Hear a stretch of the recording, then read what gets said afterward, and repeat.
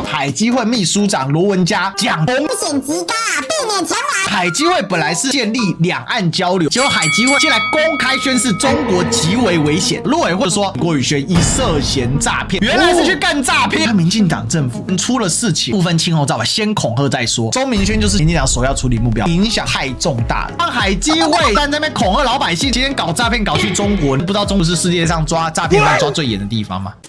Ladies and gentlemen, welcome the host.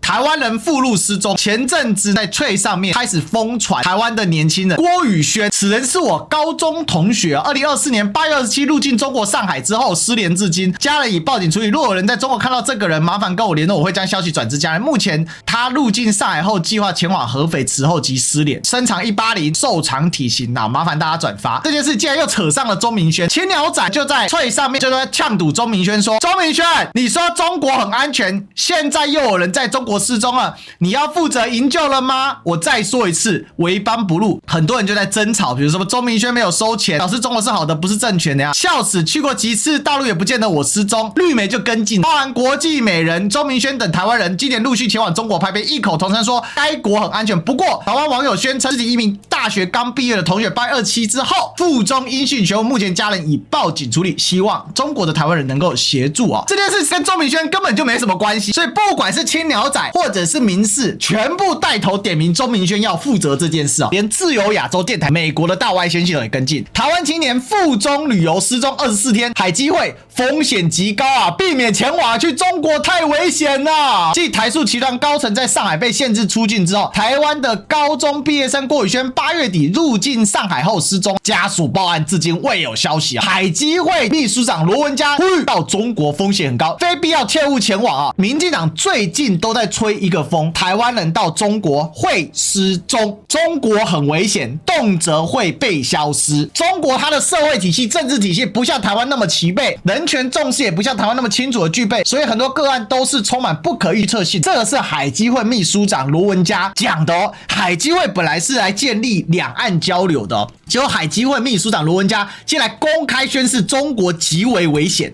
到中国去最好不要带台湾手机，台湾人又一个更大的风险。如果评估风险也要去的话，不要带台湾手机到中国，不要随便问当地人天气、气候、地理等数据，否则会有刺探国家机密的认定否则你就刺探国家机密，你随时在中国会被消失联合报怀疑遭拐去做诈骗工作，家人已做好最坏打算的，殷切期盼弟弟能平安回来。有些网友就办案说，合肥是当地有名的传销窝，会把人带往缅甸当诈骗集团郭姐姐，我弟弟有正职，在一家出租礼仪公司上班，出国前还跟公司请假，是去对岸旅游。最怪的是改时间，然后姐姐问他是说工作还是旅游，也没有讲得很清楚，都讲个大概然后呢，跟同学约9月2号，又说我最多待1个礼拜。他去之前的行为就非常的奇怪绕上台办呢，马上人一查就出现了，所以这个事情跟桃园警察报案没有用，跟陆委会告知没有用。台湾居民郭宇轩依涉嫌诈骗罪，有关部门依法调查。台湾居民郭宇轩8月27日抵达大陆之后，涉嫌在多地实施诈骗犯罪行为，被有关部门依法调查。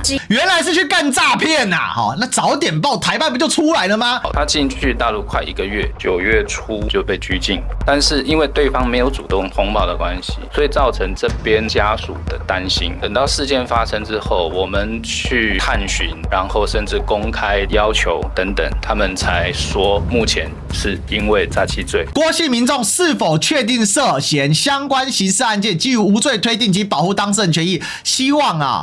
说错了陆委会就说是不是有涉嫌呢？那你应该要保障他。陆委会也就只是等到了国台办出来讲话之后，才知道说原来这个人在大陆，所以你搞了半天，9月15号就报案。整个陆委会加海基会既查不到人，也没办法联络沟通，怎样？现在中国是黑暗大陆吗？中国没有警察吗？中国没有任何机关可以沟通吗？中国到处有监视器你不要以为合肥在内陆合肥这几年发展的非常火爆，合肥肥现在呢，新兴城市当中发展最迅速的，陆委会接到报案只会拿来恐吓老百姓，趁机借这个案件，他也不找人，先是青鸟在翠发动攻击，再利用绿媒像民视这些在发动攻击，再配合外媒自由亚洲电台再发动攻击，目标对谁？对上的是那些去大陆说玩得很爽的网红钟明轩，因为钟明轩影响太恶性了。我之前有没有讲，钟明轩就是现在民进党首要处理目标，因为钟明轩的影响对民进党来讲太重大了。去中国